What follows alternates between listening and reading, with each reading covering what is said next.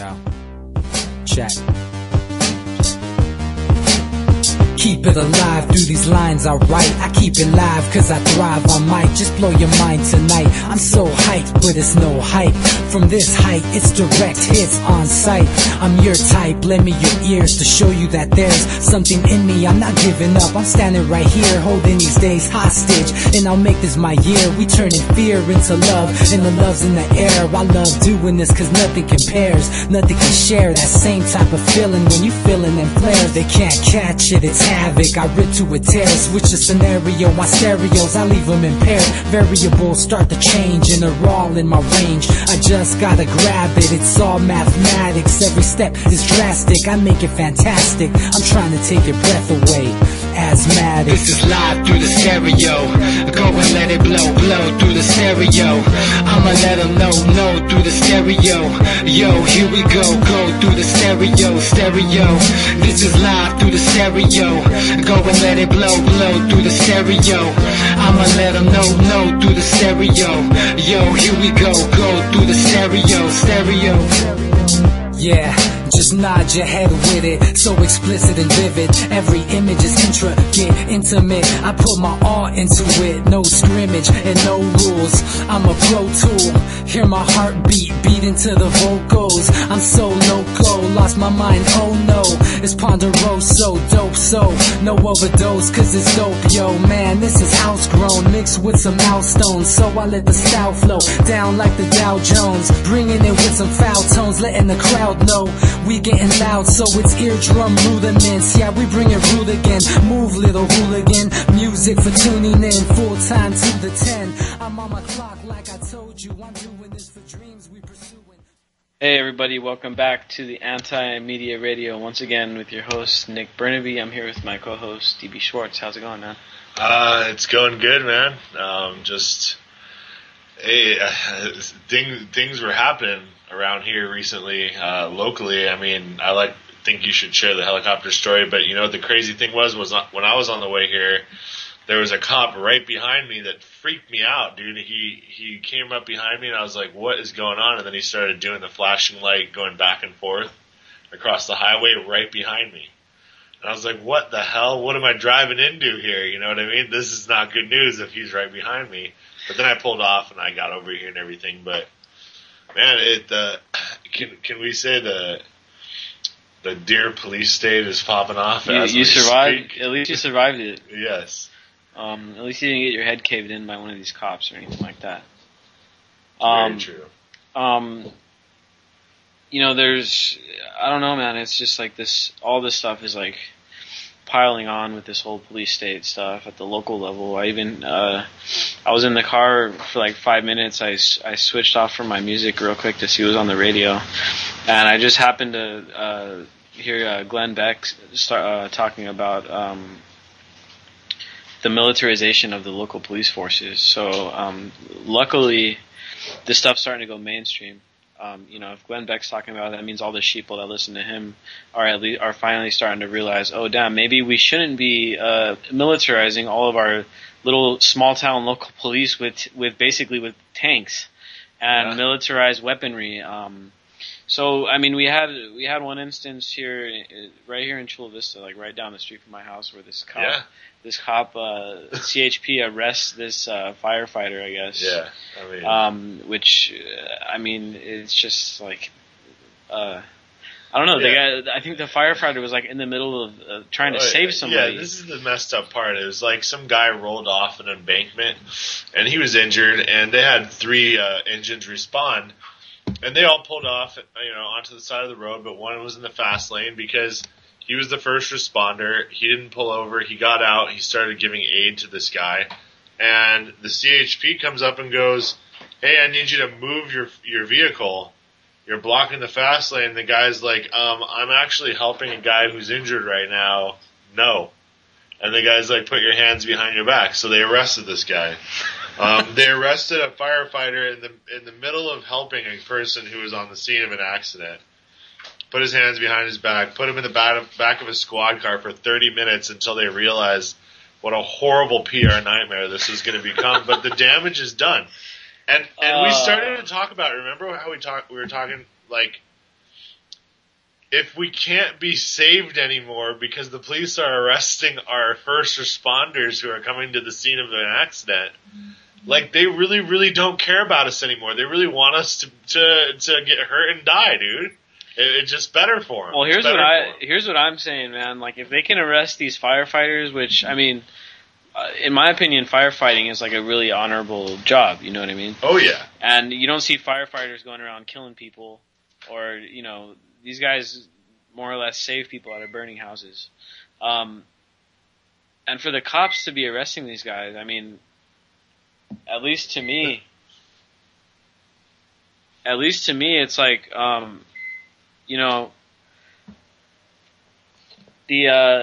if they can arrest firefighters, they can arrest these dudes in Congress. They could arrest these banksters. Yeah, of course, but they pay their paychecks. And they've been indoctrinated into thinking that their real job is to follow the letter of the law when it's to protect and serve. It's not to follow the letter of the law, because then criminals can make the laws and you're obligated to follow them like the robots you've become doing your job.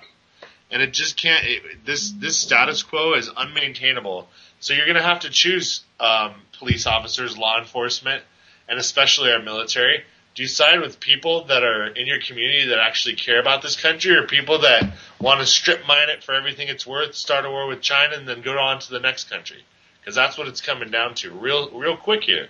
If they're going to arrest a firefighter, come on. It's just like, I don't know, man. It's just, it's insane. It's and then, lunacy.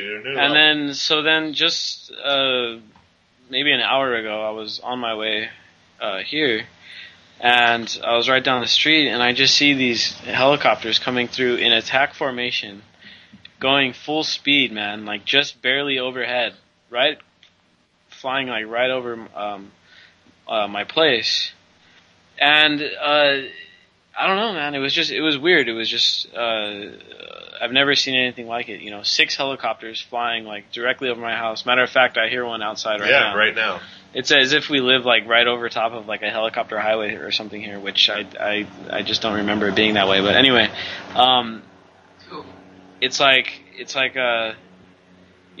when does this stuff stop? When did we start saying, look, you guys are violating our privacy by flying over our properties like that? I mean, where can we stop this stuff? I mean, the drones are being implemented like crazy, but I mean, let's face it, we've already gone and accepted the helicopters that people are going to be flying helicopters over our houses nonstop, and no one even seems to mind anymore. I think we have to draw a line in the sand at the human element being taken out. I think if we allow drones with people sitting in boxes and then eventually just letting them fly autonomously, following algorithms, that's where we got to say that cannot happen over our country, period. We require, if something's being flown, a human being is behind the controls. That way there's culpability for something if something happens. You can't just go, a drone flew over and it shot a hellfire into a group of protesters, but it was a malfunction. Or it got hacked by a terrorist cell or some other bullshit. And that's what's going to come when this thing, it turns into this pilotless skies that they want. We cannot allow that to happen, or else we're going to allow Terminator, the movie, to come true. But it's not going to be machines wiping us out. It's going to be people using machines to wipe out the rest of us. I mean, let's put it this way. If you think cops are bad right now, imagine cops with zero conscience. Because right now there's still a good amount of the cops in there that have a conscience. Now, this isn't science fiction. There were just these reports coming out about these RoboCop, basically, Android things that they're coming out with. And, it's RoboCop's not out of the, it's not out of the question. Clone armies aren't out of the question. I think that stuff is what we're going to be seeing in the next 10, 15 years. It's dangerous times, man. And it's already expected to be, there's already expected to be like 30,000 drones flying over U.S. skies by 2020. Well, that's what they have already right now. So I'm sure they're ramping up production because they know if we ever get into a major war, we're going to need all those drones. So they're definitely got to be in the several hundreds of thousands at this point. It's almost like these guys watched the movie Terminator and watched it and thought like, well, that's actually a good idea. It is. It's a great idea. Let's make a whole drone robot army and see how that works out. And it's a great idea for you if you're one of those people, but not if you're anybody else that's not into this super exclusive secret club inner circle that nobody is. And nobody that you know is part of that club. No. Nobody any of us knows part of that club. So the thing is, they're going to just kind of look at us like cattle and kind of brand us, and we're no longer useful. They're going to liquidate us, and that's going to be the fate of humanity. It's going to go out, with a whimper if we don't do something about it. We're just going to let these these aristocracies continue their power structure, and it doesn't serve anyone at this point. Yeah, and as we kind of just move right into this next thing, which is, it's all too apparent now with all this other stuff that we're seeing, all this stuff we're talking about. We talked extensively about Wall Street on Monday. If you guys want to hear about Wall Street, go back to in the archives right there and listen to last week's show. But anyway, there's these 4 bankers that killed themselves in the last week, basically, and then that kind of preceded this stock market start. We started seeing the quote unquote correction, and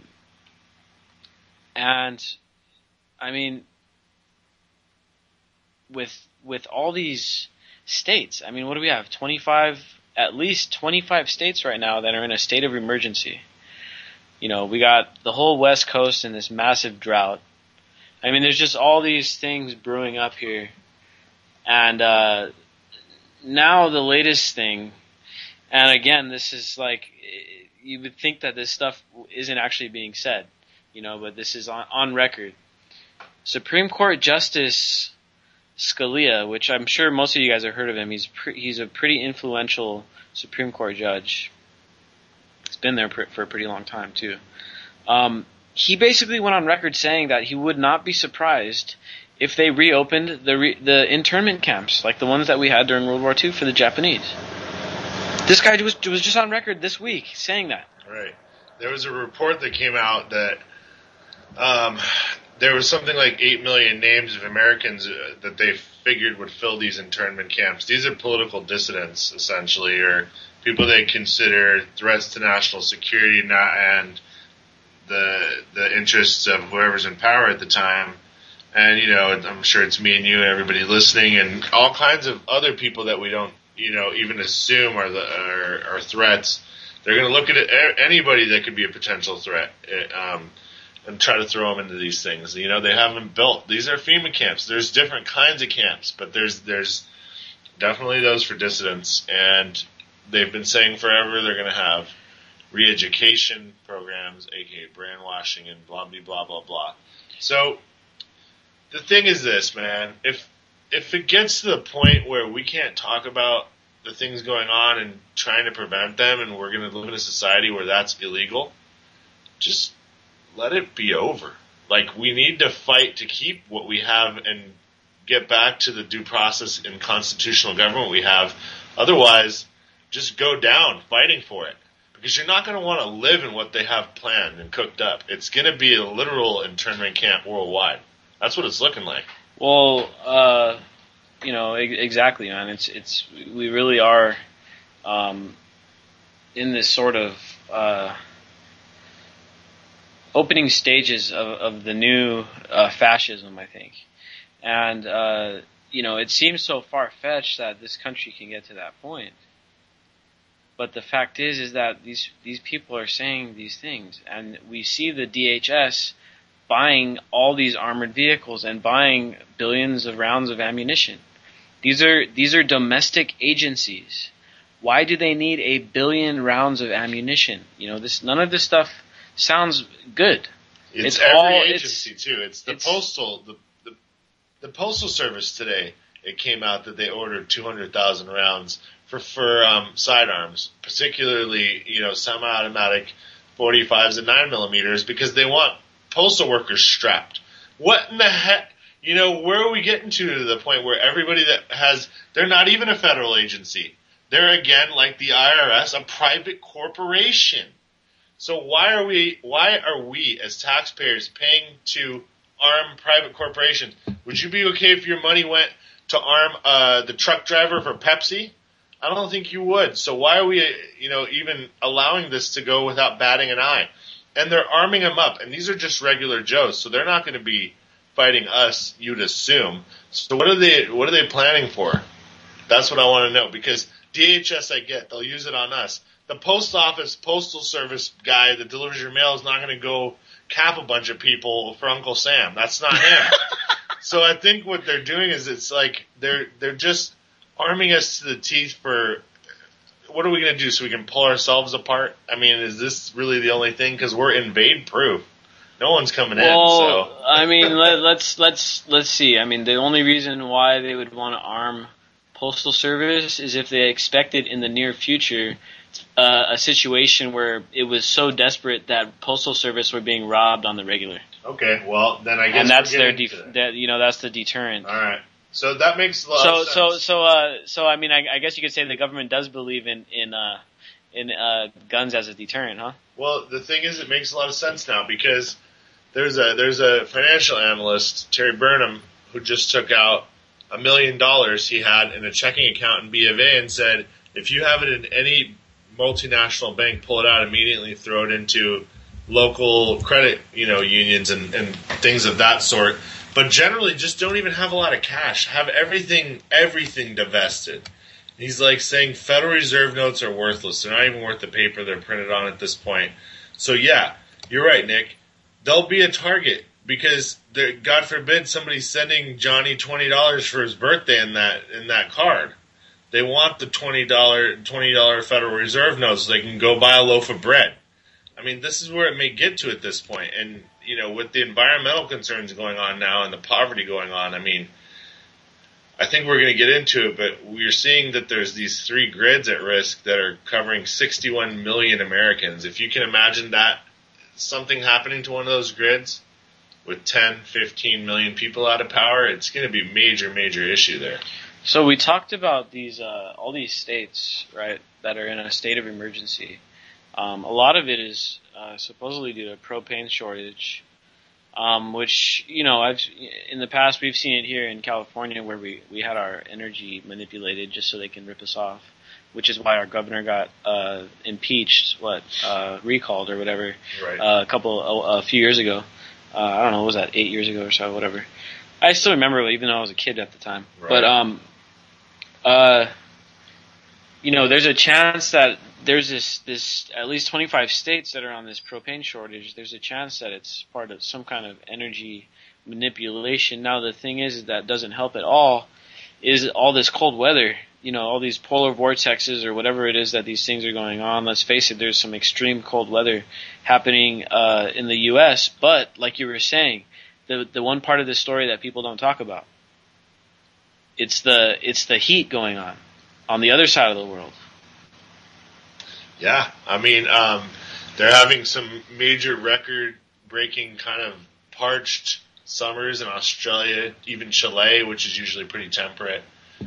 Brazil is extremely hot. If you look online, Brazil had some of the most interesting flooding down major streets where people were surfing in the middle of towns because the tides were coming in constantly, and there were people that have pictures of alligators swimming next to their car in big feet of water. I mean, it's literally one of the craziest India type of monsoons I've seen in Brazil. They haven't had something happen like that in a while.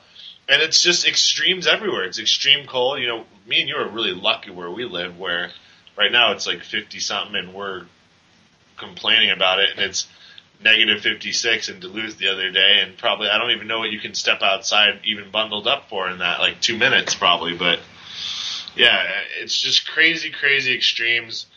They don't know what it is. Global warming, mini ice age, global weirding, poles flipping. Nobody knows.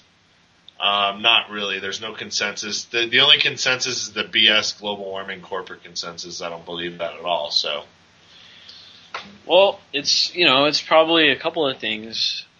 Partially man-made, partially part of the natural cycle, and I think a big part of it, of course, has to do with the sun and the unpredictability of this, what the sun's going to do, and I think that really has a huge effect on our weather. So, I mean, it's really hard to explain. I mean, I don't think there's only one way of going about it. But what's clear right now to me is that with all these, when you end up in these shortages, and it's already coming in California. Let's face it. They only lifted the restriction last year, I believe. But they put down these really strict Orwellian laws on your water usage out here. Where if you get caught, like they're encouraging neighbors to snitch on their other neighbors if they catch you watering your lawn during the daytime. Yeah, having a lawn it'd be a lot better if you had a garden that grew food instead of having a lawn, but still. They're trying to get neighbors to snitch on their other neighbors, and I think they were even offering some kind of like bounty at a certain point. It's like if you snitch on someone and they get caught, you get like $100 rebate or something from the EPA. You get like $100 rebate on your electric bill or on your water bill or something. Dumb. And this stuff was happening, and I think they're about to bring it back because they just did away with it about a year ago, so I'm pretty sure it's going to come back. Now out here we got the water shortage. So I mean, I don't know what it is that you can do to find more water. Like we talked about on Monday, this solar still was pretty cool. You guys can look this up on YouTube, or look it up on WeSupportOrganic.com. I just posted it I think I posted it like today or yesterday. But it's basically this box. You can make it pretty cheap with a transparent lid. And it basically like distills water using the sun heat, the heat from the sun, and then it just and it evaporates and it condenses into this other bucket, and you can use it. Desalination is another way, but besides just here with the water, look at the Northeast. I mean, this is just another example of times when we need to have other solutions in place rather than relying on the big grid. How many people were relying on that grid? 61 million people relied on 3 grids. I guess probably Bowash is one, which is the Northeast, and then you had the Midwest and the South. I mean, these are the original electrical grids when we had what they were calling Edison's lamp. They replaced the whale oil lamps and they made the copper wire old school grid, and this was after the 1861 solar flare that pretty much knocked out all of the telecommunications at the time, which was just telegraphs. So all it did was fry out a few things, and they're like, but all our telegraph machines don't work. They're just build new ones. So it didn't really do anything. But if something like that were to hit today, it'd be catastrophic. So you have these 3 ancient 1880s, 1890s type dinosaur setups, man. They're very susceptible to completely caving in, and the EMP would take them out with a viciousness. Like, they've always theorized that World War III type situation to happen, you knock out the eastern seaboard and all that with just a few EMPs because it's just chain reaction. Yeah, and what's happening right now is because of all this weather. There's an extreme stress on this grid, and this grid could literally collapse. It can just be overworked, and a bunch of parts of it can just stop working for a long time. We're talking a couple weeks, maybe a month, if a big some big damage happens, and so. 60 million people, that's not that's not a mess that you really want to be caught in. No. You don't want to, if at all possible, make some precautions for that if you're in that area. Most people are prepared, but the thing that made news was it was the South, and it was the deep South getting hit with this sleety, chemtrail snow. It wasn't melting. It was super slick. People were driving out and flying all over the roads.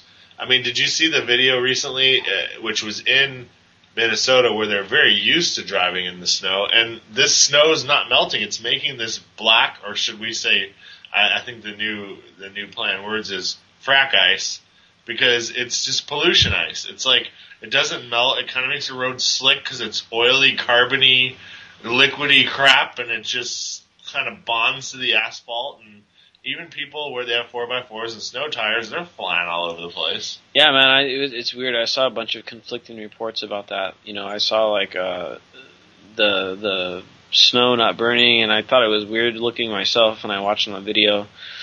And then a bunch of people were saying that it was just melting back into the snow. A bunch of people saying it was sublimation, and then there was some chemists coming out and saying, "Oh, this isn't normal." I don't know what the hell it is. I mean, I don't know. It's just really weird. Whatever that stuff is. Well, I mean, listen, we're going to find out what it is, because you're going to have, you know, the homeless population, which is already at great risk, will visit emergency rooms with exposure type symptoms if it is this garbagey stuff in the snow and they were around it when they weren't inside warm homes, you know, staying away from this stuff. You know, that's going to be the first line that we'll see what this stuff really is and how it's affecting people. You know, when they're finding like things like Morgellons in chicken McNuggets, I'm pretty sure they can put that any kind of nano crap in snow. So, you know, it's just not that far fetched. Yeah, man. It's probably has to do with the pollution. I mean, and now they're ramming through this Keystone Pipeline thing. It seems like we just had a bunch of these liberal, quote unquote, liberal news stations like MSNBC flip flopping, and now they're all fully in support of the Keystone Pipeline. And I mean, they're running the commercials like crazy on CNN, MSNBC, all these channels. And they're trying to just ram this thing through. I mean, let's face it, it's the money, it's the money and the backing that are changing the opinions. I mean, these figureheads at MSNBC and CNN, they don't really have opinions. They just sit there and read whatever is spoon-fed into the teleprompter, and then they say I all the time I hear these people saying I think, in my opinion, and it's like, no, like, you're lying right now, because you're saying that in your opinion this, that, and the other thing, when in fact whatever it is your opinion is saying, it was written by somebody else. That's not even your opinion, dude. You know, so in fact they're just sitting there lying to us. They're basically they're just actors, you know. That's all they are. And I wish people could kind of counter brainwash themselves and start to look at the news and CNN, MSNBC, and everything like that, like just a gigantic act. That's all it is, a big play. The thing with Keystone XL is that it's got so many different things to it that are misleading, and it was never about jobs, okay? Jobs are only going to make maybe at most 20,000 jobs. That's just not worth it. You're just feeding a bigger beast. You're feeding a $5 trillion industry, $5 trillion a year industry, you know, buoyed by thousands and thousands of lobbyists. And pretty much, in a sense, what you're doing is you're ruining Canada's environment. You're putting freshwater at risk for not only them but also us, because the Great Lakes are very, very close to all that stuff.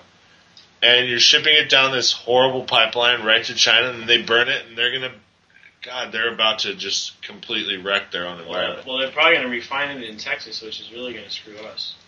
Now, one of the other things, in my opinion, the worst part of this whole thing, besides the whole environmental impact and all that, is the fact that they're just using eminent domain to rob this land. Okay, and a lot of this land is coming from, it has to go over native lands.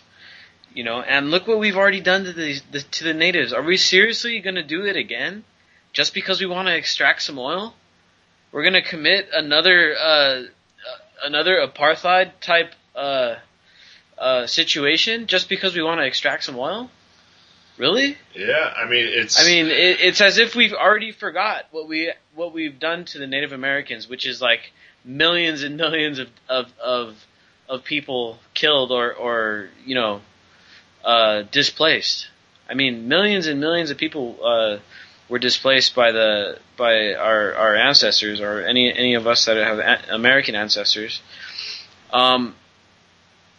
And now we're just going to go ahead and do it again. It just doesn't make any sense. It's just such a huge slap in the face. And the crazy thing about it is, if you think about the scope and the raw numbers of it, it's going to go through 6 different states. It's 2,000 miles long. So if it leaked anywhere pushing 900, I don't know how many gallons of oil a day it's going to push. I think they said it was like 900,000 barrels a day are going to be pushed through this pipeline. And it's sludgy, garbagey, non-sweet, crude, the most disgusting kind of oil that's going to need heavy refining. If it leaks anywhere, it's going to instantly make anything a Superfund site it touches, with massive cleanup needed. And where are the profits really going to go? I mean, are Canadian citizens hurting for quality of life or standard of living? Nope. So they're mortgaging their own energy security and future to appease, well, let's face it, the real masters of the whipping boys of the West, dude, China. They have to have that oil, or else they can't keep their own garbagey economy humming along and making crappy products. And, here's another thing about the media when it comes to this whole thing. I don't know if you've noticed, but there was that big oil pipeline that burst last year in 2013, and that it was blacked out in the media. They won't touch pipeline accidents. The media wants to act like there is no safety concern with oil pipelines, and there's no environmental impact. And so what they do is they just ignore any story about any time there's a trouble with a pipeline, they just ignore it and just assume that people are going to stop thinking about it and stop worrying about it. Yeah. Because they've been trying to grease the skids for this Keystone Pipeline for the past, couple years. Yeah. It's just simply a transfer of wealth on debt owed. That's all it is. People need to understand that their health, their environment are all being put at risk, and actually just being completely negatively affected simply because the Western banking powers that are awful at playing their own game and keep betting on awful derivatives and losing trillions of your dollars have to pay China back with things they want, like oil. And after they suck all the oil out, then they're going to want land. See, they want tangible assets, and they're willing to use the 10 million man army as a threat. That's really what it comes down to. There's no other reason why we'd hemorrhage off oil to them if it wasn't because it was staving off World War III. That's the only thing. Just imagine if China ever had a draft. Oh, I mean, you're talking about you could probably field a 500 million man military if you had to. I mean, there's more single men in China than there are people in America. So think about that for a second. I mean, that's what we're looking at. So you got to feed the giant, you got to feed the dragon, keep it full. Otherwise, it's going to come try to gobble up what it thinks it belongs to, and their debt is absolutely atrociously enormous. No, the problem is the more you feed the dragon, the bigger it gets. That's the biggest issue. And so if we do sell them all this oil, and then they're going to keep building up this this appetite for this oil, and then what happens when something changes? Then they're like us. Well, they've got the same kind of, it's only a matter of 10, 15 years from now when China is spending as much on their military budgets as we are. Yeah, probably more because they have more people. Then the arms race is going to be back on. Right. And because Russia's just been kind of Russia's sitting on all this technology, but they've they just don't have the budget that we do. I wouldn't say that. Everybody thinks Russia isn't wealthy, but they're sitting on top of massive resources, but they have a bigger resource space than any other country in the world. The problem is it's in Siberia and it's tough to get, but they have it. They have the technology to get it. Like, I would say they're the second richest country in the world, honestly. When you think about what they actually own and the technology they have and the wealth of people they have, China's really close, but I still think it's U.S., Russia, China, if it really came down to it. So you're not talking about a poor country. It's a facade, if anything, because the mafia controls everything, and you're talking about the most billionaires anywhere in Moscow. Yeah, look at Vladimir Putin himself. I mean, he's the richest. 70 billion. He's worth 70 billion. He's the richest world leader. So yeah, they, same thing. They got a bunch of poor people, but then at the same time, they got quite a few billionaires. But they have a lot of poor people, but they also have a very burgeoned middle class and a technical class. A lot of people have very advanced degrees, and they can work online and do their stuff, wherever. So, yeah, there's a lot of poor Russian people. Don't get me wrong, but their middle class is pretty stable. It's always probably going to be right around where it's at. It's not going to shrink. I mean, they're a stable country. They're a country that's bonded by, hundreds and hundreds of years of identity. Not that we're not, but I mean, we've always been the melting pot. So it's, every man for himself in America. That's our economy. Yeah, but I mean, in the end, it's just another the same structure. Yeah. And it's got a few billionaires that control basically everything. A middle class and then a poor class, and that's just how it is. And the middle class and the poor class just keep getting closer and closer to becoming the same thing, because they've got the same problems we've got. They've got their own banksters and their own mafia, banking cartels and all that stuff. They just do it openly. I mean, their own leader, former KGB, I mean, he's definitely part of it. He's one of the richest guys in the country. Well, the KGB became the mafia. That's how it worked out there, that when the Berlin Wall fell, and suddenly the government didn't have any budget, but there was still this gigantic amount of resources and skills and all these smart people in Russia. Well, it just went to this black market type capitalism where strong men went and took stuff. You had ex-generals going in and grabbing oil fields and becoming billionaires with their troops. That was how things worked. There are still nuclear weapons in the Caucasus. They don't know where the hell everything is that they had. I mean, when they transferred back everything from the Ukraine, a lot of stuff went missing. So that's the way the fall went. The fall was organized and it was orchestrated. Ukraine got really quiet all of a sudden. And I mean, I think we can kind of assume why. Well, they took the deal Putin gave them. $15 billion is a lot of money. You can grease the wheels on a long, long gravy train with $15 billion in the Ukraine. That'd be like having $100 billion in the U.S. I mean, that's going to go real far. So they got it done. The people are still protesting. They're using medieval tactics like shooting them with trash-filled catapults, and they're all gas masked up, and they still want to fight. I mean, these Ukrainian protesters are a crazy bunch. If we had a bunch of those dudes in this country, well, maybe things would get started. But, I guess apparently the prime minister resigned or whatever. Yeah. And I think, probably what we're going to see is it just cool back off over there. And in the end, we're going to see another dude get swept into office. That's probably going to be from the other end of the political spectrum. Yeah. But when it comes down to it, all in all, same exact thing that was before. Except now, another side of the population likes the people in power, and the other side hates them.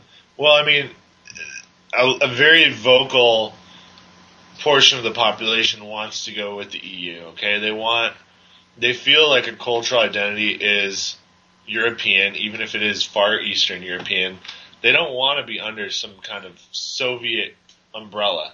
Even if it is in name only, they just don't want to be swept over like Georgia was just because they disagreed with Russia. They want to have Europe back them. They want to be part of this missile shield. They want to control their own destiny more than they have. And they want to be Ukrainian, not a Russian puppet vassal state. But it looks like that's not going to work. They're going to stay in the sphere of influence, so they say, because money talks. And Ukraine has always been like one of the bastions of the economy in that area, man. They got all the industry right there. Well, it's the bread bowl of Eastern Europe, and they grow this black bread that's really hearty, and you can feed, probably 100 million people with the food that comes out of just that country. So they really need them for the food even. They need to feed Russians with Ukrainian food. And it's just a very important thing to stay under their control, and Odessa is a very important port. There's just a lot of very, good reasons why they did what they did, because they can't keep losing all these puppet states. They can't lose Syria. They can't give way. Yeah, and I mean, it'd be foolish to think that the Cold War ended. I mean, let's face it, it's still continuing on. Of course. And if you think that we're run in some type of Orwellian fashion, which I do, we can probably assume that all this Cold War, militarism and arms races, in the end, when it comes down to it, it's basically just theater. Why? Because it's making these dudes rich. They're able to bully down on anybody else that's third world, anyone not part of the inner core of people that run most of the globe. Anyone like a country like, for instance, Chile, like we did in Chile, or like we did in Nicaragua, or like we did in Libya. Anytime there's somebody like that, well, guess what? We got all the weapons from all this Cold War buildup. We've got this huge amount of technology. Okay, cool. Let's just go batter down a few countries whenever the hell we want. Whenever the hell they want to, if they ever give us any economic problems, they ever want to get off the dollar, they ever want to nationalize their oil fields or anything like that, just go batter them down like a battering ram. Absolutely. It never ceases to amaze me how private interests can be furthered with the public's acquiescence. Like, we're blindly following people. Like, okay, well, it's for national security reasons that we went ahead and did what we did. But guess what? It didn't stop anything. People are still dying at an even greater rate. Maybe not in your community yet, but whatever happens there will happen here because of a golden rule called blowback. There's no way to deny it. You cannot screen out and stop everybody that will be coming back that lost their families from our policies. They'll do what they can to get to us. So, this build-up's all for naught. We saw it with the Super Bowl, of all things, where the guy got on the podium. We're going to see it in Sochi, where somebody will do something regardless of $50 billion spent on security, because you can't spend away the world's problems. You can't insulate yourself with security just from money. There's not enough men in the world with suits and guns to surround you. You'd have to build the walls with money. So it's just a false sense of security to keep the hapless dimwits in the dark, thinking that they can go to these big events, getting them lulled into this kind of panacea, and then boom, Boston bombing, boom, whatever. Any false flag. And then guess what? We're going to go into the Caucasus, and anything could be spread into a World War III type thing now. Well, let's look at it like this. If you look back at what started World War I, and if you think that these people like to go in some sort of patterns and stuff like that, believe me, these people like to go in patterns. Look what started World War I. It was started in the Caucasus by a single gunshot. Yep. World War I, boom. One gunshot started World War I. Now, who knows what's going to happen in the Olympics, but let's face it, the mainstream media are greasing the skids once again. Every other thing they say about the Olympics, they don't say nothing about the Olympics except for, is there going to be a terrorist attack, terror threat at the Olympics? The Black Widows may already be inside. You know what I mean? Yeah. It's like, or there was a hilarious one today in the Washington Post, which was basically coming up with every complaint made on Twitter by a journalist about how horrible the facilities in Sochi are. There's no running water. I couldn't flush. The breakfast is subpar. The cantaloupe was frozen. You know what I mean? So there's nothing of importance going on. Again, dude, I thought the Olympics was not about like luxury. It was about getting all these countries together, which many of which are third world, which don't even know what frozen cantaloupe is. And they don't even know what half of the companies that are corporately sponsoring them are, because they don't sell goods in their countries because they don't have any money. So you see, it's just more and more and more of bread and circus. It takes it to the extreme. The World Cup, the Super Bowl, the Olympics. They're just more and more ways where they convince you we are one, and then they break you down into that same monotone, robotic, stiff they want you to be, going back to your cubicle at work and buying all the same shitty products worldwide. That's what they want. The Olympics spearhead it under the most innocent of all things, which is sport. And then they make it into a competition, which further, instead of bringing us together, divides us. So you see how it works? It's always like a double play. Nationalism. Oh, yeah. Nationalism is the best thing to use to kill a bunch of people, and then once all those idiots are done dying, we're all one people and all one world and all one government and all one religion. Nationalism is the most well, you got nationalism and democracy are the two most common terms or ideas to be used to stampede people into a herd and make them do dumb things. And this kind of goes all the way back to what we were talking about at the beginning of the show with Justice Scalia and what he actually said when he was at this college in Hawaii. Or he was talking to some law students in Hawaii or something. I think he was at a college. But he basically said, he used a Latin term. I don't know the Latin term because I don't speak Latin. But basically what he said was, during a time of panic, the laws basically get thrown to the wayside. And the laws become irrelevant. And that's what he was saying, what happened.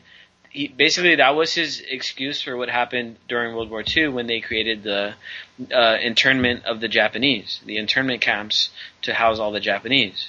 And that's what he said. That's why it happened because, yeah, it was the wrong thing to do. But in a time of panic like that, the laws just get thrown out the window and they just do what popular opinion says. Right. And the problem with this is that if you're looking back strictly from a strategic point of view, if you're fighting Japan, then if you intern Japanese citizens on one completely racist aspect, you kind of are taking away a threat of some sort. But in the new, and I hate the term, but in the New World Order, everybody is an enemy combatant if you don't agree with the government and powers that be. Period. You're a dissident. You're a threat. You're a terrorist. You may be put into these camps. It may be a point where any of us listening may be put into one of these camps, and they may try to re-educate us. And then we can, of course, pull a number on our own captors and re-educate them, right? Isn't that the goal? But this stuff's happening, man, and he's saying it's coming. He's trying to tell us, because there's still good people. I mean, I'm not saying Antonin Scalia is a good guy, because he's a Supreme Court justice, so obviously he's a corporate lackey. But something in his heart made him make a misstep, or somebody allowed him to say that, to psychologically prepare people for what's coming. Because they're built. They're built. The trucks are there, the barbed wire's turned in, the requisitions are already made, the contractors are already found, the food's stockpiled and the water's ready to go, and so are all the biological viruses. I mean, look at Red Dawn, man. And if you look at what they did there, the camps there, where they just used the school. I mean, anything could be turned into a center to house people, a refugee center, a government-controlled refugee center, as long as it's got a fence built around it. Now, what do all the schools have built around them nowadays? Huge 8-foot to 10-foot fences. I know all the schools around this area do. So I mean, I wouldn't be surprised if if there ever was a situation. The schools can be turned. The administrative buildings can be turned. These are called Freudian slips. And what I think actually, because everybody on the Supreme Court probably is already microchipped and brain scanned, and they probably are controlled completely. Somebody who is Antonin Scalia's handler was authorized or took it upon himself to allow this Freudian slip out, because a lot of people don't even believe in FEMA camps. They can't get it through their head that there are evil people within the circles of power, and they want them gone because they're sucking up resources and they're a threat to their own power structure. And that's what these things are. And whoever allowed Scalia to say this stuff, I mean, hey, kudos to you, whoever you are. Somebody's fighting for us on the inside and allowed this slip to happen, and this is going to be just like the 9/11 Investigate guy. When a justice of the Supreme Court says these camps that we already have built can be used again and will be used again, people need to wake up. Yeah, it's pretty scary, man. And just to be sure, fascism isn't racist. by definition, it's not. I mean, No. yeah, the Nazis used racism in their efforts, but obviously the Nazi efforts failed. So, the new fascism isn't about the color of your skin. It's not about your religion. It's about these guys already have a mental picture of who you are just based on your online activities, and that's probably going to account for, they've probably already got a profile on about 98% of the population, if not more, because I know we've all got a friend that has never used Facebook that said, you know what, I'm not going to use Facebook, okay? But guess what? I mean, there was an article came out a couple months ago that even if you don't have Facebook, if you're a contact in somebody's phone, if your phone number is in somebody's phone under your name, Facebook is able to access that information through their app, and they build a profile around you, even though you've never even had a Facebook account. Yep, you don't need one. Think that the NSA isn't building a profile for every single one of us, that's basically saying, okay, based on probability, this person is going to be a issue. They say that there's a list with already 8 million people on it, and the list could, who knows the number, it could be even a lot higher by now. I think that number was coming from like 2008. And there's always been reports that they divide them between black, red, and blue. And there's certain people that they're going to just do away with. Others they're going to re-educate, and then other people they consider to be turnable. So it's culture war, man. It's culture war from us first spreading out. We always like to use the octopus and the tentacle analogy because it's really what it is. It's going to be turned, this security apparatus, this so-called security and war apparatus, will be turned inward to crush all dissent from within, and then it'll be unleashed in all its glory on the rest of the world. That's the plan. The subjugation of the human race through overwhelming military technology. The stuff we've seen is nothing to what they have. I'm talking about things that are probably 100, 200 years ahead of whatever we think we got. They got it. They won't let us know because then they lose the element of surprise and all that other good stuff. But, we were talking earlier about how the F-35 is the most wasteful military project ever, $1 trillion down the drain and counting because we can't even have one up in the air yet. That's probably nothing compared to what they've spent on all kinds of things they have right now. So that's just basically what I think is going to happen soon. What they're going to. This is the plan all along. Well, there was another bit of news that came out. I believe it came out today about J.P. Morgan, and apparently on the books. Now let's just be I just want to be a little clear on this. In my opinion, what's reported on the books is one thing. And there's probably people with hoards of gold and silver that are off the books that nobody really knows where it's at. It's probably on an island somewhere that's seemingly abandoned, and you can only get there on a ship or whatever. But on the books, J.P. Morgan now holds the highest amount of silver in history. Yep. Physical silver in their vaults. In anything that's not a governmental mint of some sort or a Fort Knox type thing, as a private corporation that they now own within their own warehouses, more physical silver ounces than any other private institution, and they went ahead and hedged against it too. So basically, what that says is, if the dollar collapses, they're good, and if silver collapses, they're good. So they're not going anywhere. In fact, once this bubble does finally burst, and they're hedged either way, they're going to become probably one of the top, if not the top, worldwide banks.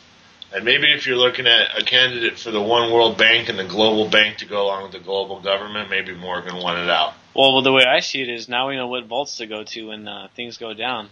So grab if you can find them. a couple 100 tons of gold, silver. They're definitely not going to be in the U.S. Now, one thing I know, we talked about the banksters committing suicide, the stock market on the quote unquote correction mode, which who knows? I don't know, but just last week there was another report that J.P. Morgan had a F-load of gold taken out of their vaults. Did you remember that story? Somebody pulled out the biggest extraction of gold like ever. Right. and now all of a sudden they have the biggest amount of silver. Which is, whether it's coincidental, which I doubt, these kind of things aren't, a lot of this, most of the time this stuff isn't just coincidence. So in some way or another, this may be tied in here. I don't know, Yeah. I mean, this is what, if you look back at history, precedes a bank run. You're going to have a withdrawal and consolidation of real physical tangible assets that have always been denoted as wealth carrying, silver, gold, platinum, copper, things of that nature will be stockpiled by those with real wealth now and real assets, and they're going to be hedged against the collapse of the dollar, and they're going to also be hedged for the ascent of the petro yuan, because China's the biggest reason why J.P. Morgan had to acquire so much silver is that they were doing so many of their own shenanigans and buying up so much silver. COMEX was in China. So that's the biggest issue, man, is these big banks know that pretty soon anything you got in your wallet ain't going to be worth wiping your butt with it, because it's just going to have zero value. And they want to protect not only their clients, but themselves as well. And I mean, who wants to be using a currency that is being controlled by a bunch of bureaucrats who wants to use a currency that's being controlled by central bankers? Who wants to use? Let's be real about it. Who wants to use a cotton piece of paper with a Monopoly font on it that can be tracked, that'll store your fingerprint on it, that has cocaine traces on it so they can incriminate you whenever they want, that's not tied to anything of value at all, and that's held together by a secret society ordering the good men and women of our military to go kill innocent people? That's it in a nutshell. That doesn't sound very appetizing. So do you want to hold that? That doesn't sound like an attractive investment. So I think, that's why we're seeing the rise of these cryptocurrencies and these digital currencies. It may be a temporary solution, it may not be, but it's a start. It's the foot in the door into the people understanding, look, maybe we don't have to rely on the dollar as the monopoly currency for everything we do. Maybe we can have a cryptocurrency for all of our digital transactions. We can. Let's just say maybe for all of our internet purchases we use crypto. And then when it comes to real life situations, we form some other kind of more physical type of currency that we can actually put our hands on. Maybe like we talked about before, farm backed currency, crop backed currency, metallic, bimetallic, trimetallic backed currencies. I mean, the whole idea is to have competing ideas. You don't want to just say, okay, now from now on, 99% of the people are going to use Bitcoin.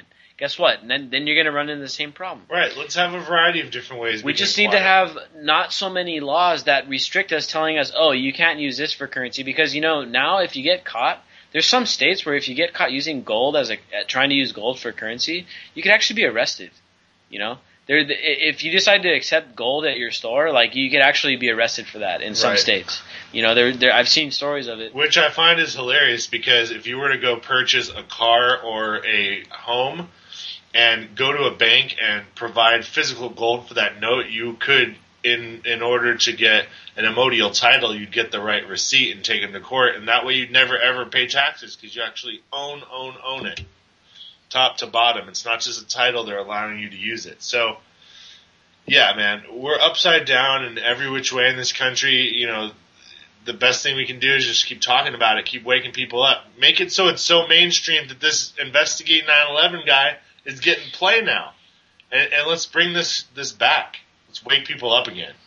Yeah, that guy made waves, big time. Props to you, bro. Again, that was pretty good. And no matter where you stand on the whole 9/11 thing, even the I think Congress even questioned the official report. Even Pete Carroll, the coach of the Seahawks, said to question. Yeah, even the coach of the Seahawks, dude.